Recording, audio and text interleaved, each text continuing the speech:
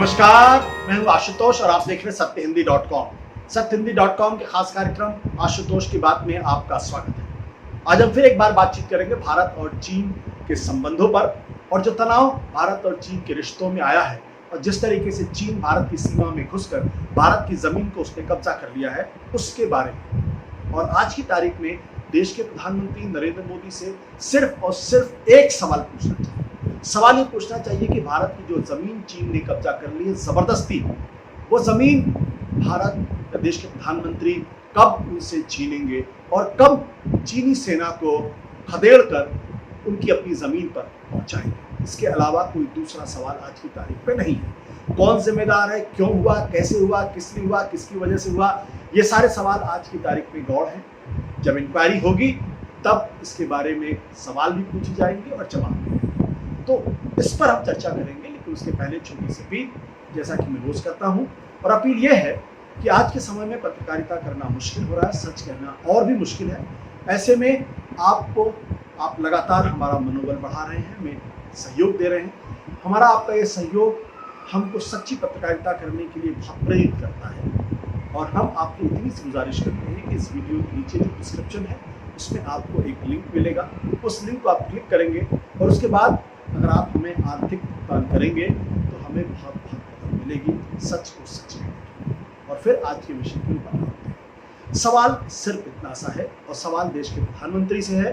वो सवाल ये है कि आखिर भारत की जमीन से चीनी सेना को कब खदेड़ा जाएगा और कब हमारी अपनी जमीन हम अपने कब्जे में ले पाएंगे। इस सवाल का जवाब जो है वो देश की सरकार से पूछा जाना चाहिए। लेकिन ईमानदारी की बात यह है कि आज की तारीख में सबको मालूम है कि लद्दाख के उस इलाके में चीनी सेना आ गई है। करीब 60 वर्ग किलोमीटर की जमीन पर उसने कब्जा कर लिया है। उसको लेकर भारत और चीन के बीच में 2 राउंड की कम से कम बातचीत हो चुकी है। पहले मेजर जनरल रैंक के ऊपर बातचीत हुई थी 2 तारीख को, उसके बाद 6 तारीख को लेफ्टिनेंट जनरल के रैंक के ऊपर बातचीत हुई है और आज जब हम आपसे बात कर रहे हैं तो एक बार फिर मेजर जनरल रैंक के ऊपर बातचीत हुई है। लेकिन इस बातचीत में क्या हुआ है, इस बातचीत में कितनी बातचीत आगे बढ़ी है, चीन भारत की बात को मानने के लिए कितना तैयार है, तनाव में कितनी कमी आई है, इसका कोई आधिकारिक खुलासा भारत की तरफ से नहीं हुआ है। हाँ, सूत्रों के हवाले से खबर ये जरूर आई है कि भारत और चीन की सेनाओं के बीच में डिसएंगेजमेंट हुआ है, यानी कुछ चीन की सेना पीछे गई है और कुछ भारत की सेना पीछे गई है। अब सवाल ये उठता है कि भारत की जो सेना है वो क्यों पीछे गई, कि भारत की सेना तो चीन की सीमा के अंदर तो गई ही नहीं थी। तो ये बड़े सवाल है, लेकिन हकीकत ये है कि सरकार इस पर चुप है, कुछ भी बोलने को तैयार नहीं है। ऐसे समय में जबकि देश को बताया जाना चाहिए कि क्या वाकई में भारत की जमीन पर चीन ने जबरदस्ती कब्जा कर लिया है या नहीं, तब सरकार की तरफ से चुप्पी है और प्रधानमंत्री की तरफ से चुप्पी है और देश की जो दूसरे रक्षा मंत्री हैं उनकी तरफ से भी चुप्पी है। और हैरानी की बात यह है कि जब इस मसले पर सवाल पूछा जा रहा है तो सवाल का जवाब नहीं दिया जा रहा है, उल्टे तोहमत लगाया जा रहा है। विपक्ष के नेता राहुल गांधी ने एक दिन पहले सवाल पूछा था और वो सवाल ये था कि क्या भारत की सीमा के अंदर चीन घुस आया है और भारत की जमीन पर उसने कब्जा किया है या कब्जा नहीं।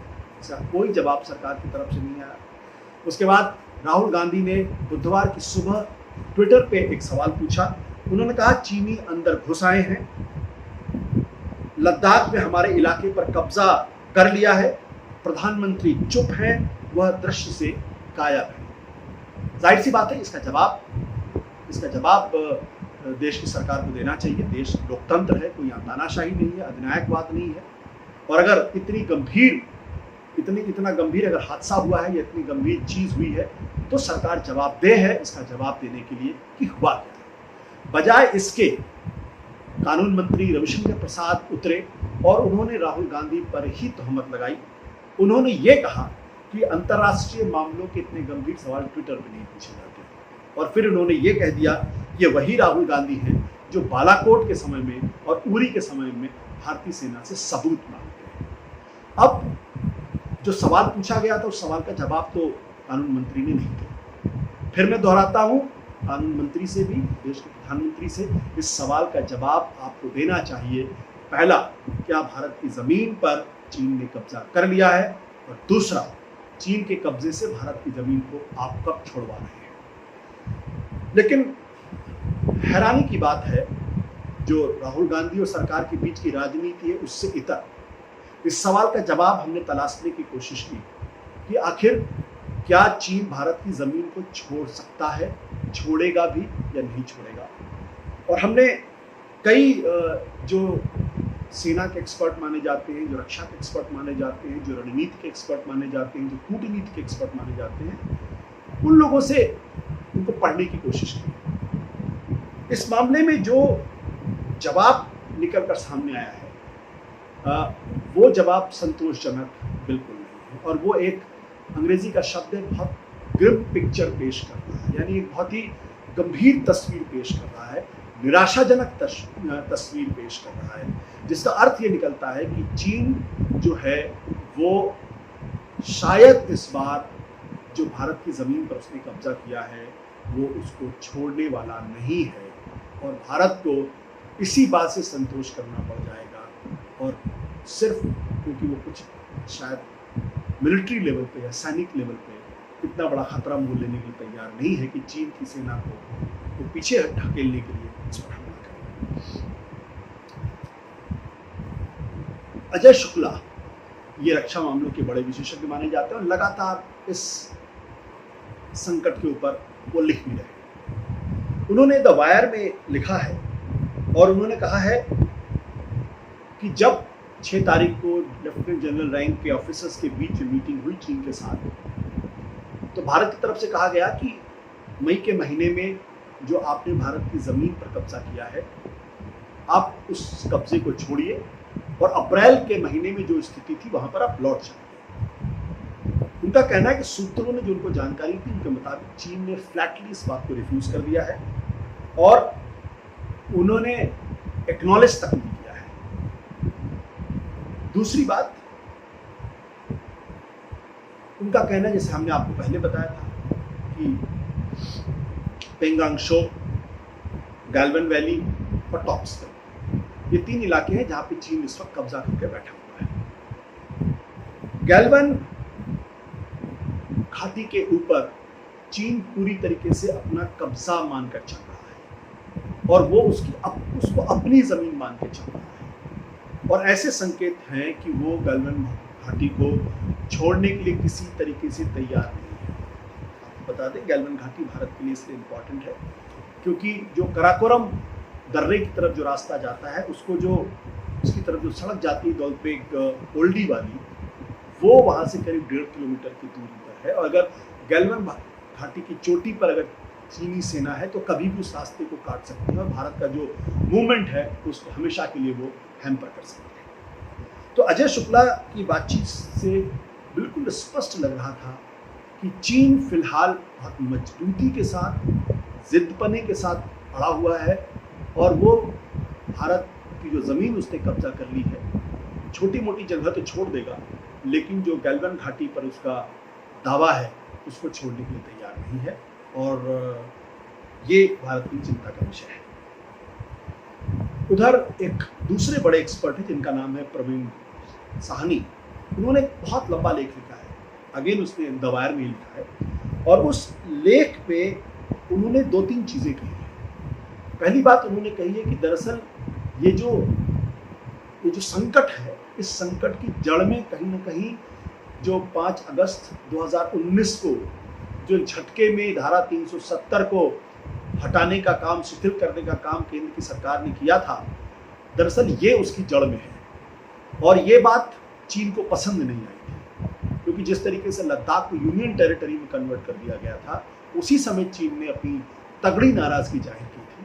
और आपको याद होगा कि संसद में उस वक्त देश के गृहमंत्री से सवाल पूछा गया था अक्साई चीन का क्या होगा, तब उन्होंने कहा था अक्साई चीन हमारा इलाका है, और इस पर भी चीन ने काफ़ी आपत्ति दर्ज की थी। और उनका कहना यह है कि इस पूरी जड़ में ये धारा 370 का मसला बहुत मजबूती के साथ है।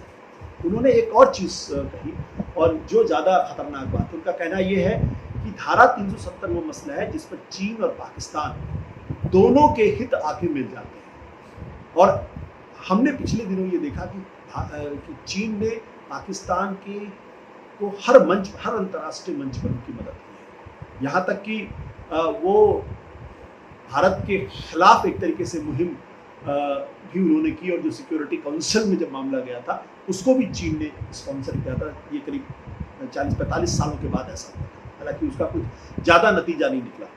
और उनका कहना ये है कि ये जो चीन और पाकिस्तान के बीच में जो गहरी दोस्ती होती जा रही है, इससे आने वाले दिनों में भारत को बहुत सजग रहना पड़ेगा, और कहीं ऐसा ना हो कि पाकिस्तान चीन को समझाने में कामयाब हो जाए और भारत की सीमा के ऊपर एक बड़ा खतरा पैदा हो जाए। उन्होंने एक तरीके से हिंट ये किया है कि कहीं एक साझा हमला, मिलिट्री हमला भी हो सकता है, इस तरीके के उन्होंने संकेत दिए हैं। तो ये ज़्यादा खतरनाक बात है। और उन्होंने फिर अंत में ये लिखा है और ये कहा है कि चीन इतनी मोहलत जरूर नरेंद्र मोदी को दे सकता है कि वो कुछ समय उनको दे दे, और इस दौरान वो यह हवा बनाने में कामयाब हो जाए कि जो झड़प थी चीन के साथ वो शांतिपूर्वक तरीके से सुलझ गई है, समस्या का समाधान हो गया है। उन्होंने कहा कि अगर ऐसा होता है तो ये भारत इसकी कितनी बड़ी कीमत अदा करेगा, आप इसको समझ सकते हैं। यानी उनके कहने का मतलब ये है कि चीन भारत की ज़मीन को छोड़ने के लिए तैयार नहीं नज़र आता है।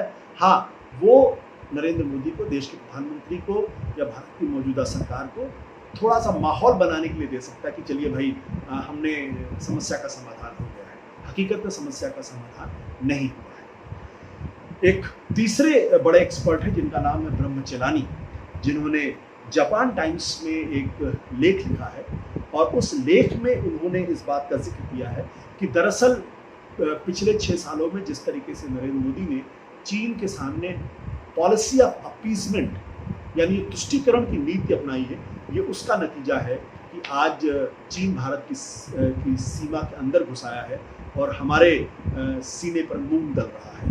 और उनका कहना है कि उसकी एक बड़ी कीमत हमको चुकानी पड़ रही है। उनका ये भी कहना है कि ये कोई अचानक कोई योजना नहीं बनी है, और उन्होंने भी इस बात का जिक्र किया है कि दरअसल धारा 370 ही जो है वो चीन के इस हमले की या चीन के इस घुसपैठ की जड़ में है, और वो तब से तैयारी कर रहा था। और इसीलिए पिछले दिनों भारत लद्दाख के उस इलाके के अंदर उसने पूरी तैयारी, जैसे कि एक सेना हमले की तैयारी करती है उस तरीके की तैयारी उसने की, जहाँ मोटार्स भी हैं, रॉकेट भी हैं, और दूसरी करीब 5 से 10 हज़ार तक की सेना वहाँ पे मौजूद है।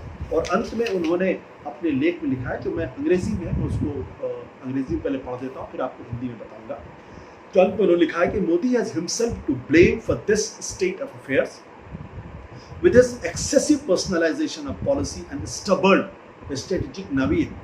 He has shown himself not as the diplomatically deft strongman he purports to be, but as a kind of Indian Neville Chamberlain. Unless he learns from the mistake and changes his policy towards China, India and the territorial sovereignty of the country will pay the price. यानी उनके कहने का लब्बो-लुबाब ये है कि दरअसल इस पूरे घटनाक्रम के लिए नरेंद्र मोदी खुद जिम्मेदार हैं। जिस तरीके से वो एक्सेसिव, कुछ आवश्यकता से ज़्यादा पर्सनलाइज्ड डिप्लोमेसी करते हैं, और जिस तरीके से वो अपने आप को प्रोजेक्ट करते हैं कि स्ट्रॉन्ग मैन है, हकीकत ये है कि वो ऐसे नहीं है। और उनकी तुलना उन्होंने इंग्लैंड के पूर्व प्रधानमंत्री नेविल चैम्बरलेन से की थी, जब सेकेंड वर्ल्ड वॉर के समय हिटलर की वजह से जर्मनी और इंग्लैंड के बीच में झगड़ा लगातार बढ़ने की नौबत आ गई थी, और चैम्बरलेन को लगातार ये लग रहा था कि जर्मनी जो है वो ब्रिटेन पर हमला नहीं करेगा, और अंततः चैम्बरलेन को हटना पड़ा था और विंस्टन चर्चिल को प्राइम मिनिस्टर बने थे, नेशनल गवर्नमेंट जब बनी थी। तो उन्होंने एक तरीके से इशारा किया है कि जो पॉलिटिक्स जर्मनी ने उस वक्त ब्रिटेन के साथ की थी, और नेविल चैम्बरलेन जिस पॉलिटिक्स को नहीं समझ पाए, दरअसल वही पॉलिटिक्स अब शी जिनपिंग ने भारत के साथ की है, और मोदी इस बात को समझ नहीं पाए हैं। और उनका कहना यह है कि अगर वो अपनी गलतियों से सीख नहीं लेते हैं तो भारत को और भारत की जनता को, जो भारत की जो भौगोलिक स्थिति है उसको बहुत बड़ी कीमत अदा करनी पड़ेगी। ये बिल्कुल जो है, यानी हमारे जो तीनों एक्सपर्ट हैं जो बड़े जानकार हैं रक्षा मामलों के, उनका बिल्कुल स्पष्ट है, एक तरीके से इशारा कर रहे हैं कि चीन से भारत को अपनी ज़मीन छीनने में जो है बहुत मुश्किल आने वाली है, और हो सकता है कि चीन जो है ये भारत की जो ज़मीन उसने कब्जा की है वो न छीने। तो ऐसे में ये सवाल ज़्यादा महत्वपूर्ण हो जाता है कि क्या देश के प्रधानमंत्री, देश की सरकार भारत की जनता को बताएगी कि दरअसल वहाँ पे हो क्या रहा है और कहाँ पे चूक हुई है और क्यों चूक हुई है, और क्यों चीन भारत की सीमा में घुसकर उसने हमारी ज़मीन पर कब्जा कर लिया है, और क्यों भारत अपनी ज़मीन को दोबारा उससे वापस नहीं ले पा रहा है। नमस्कार, धन्यवाद। सत्य हिंदी के और वीडियोस को देखने के लिए हमारे YouTube चैनल को सब्सक्राइब करें और सीधे नोटिफिकेशन पाने के लिए बेल आइकन दबाएं।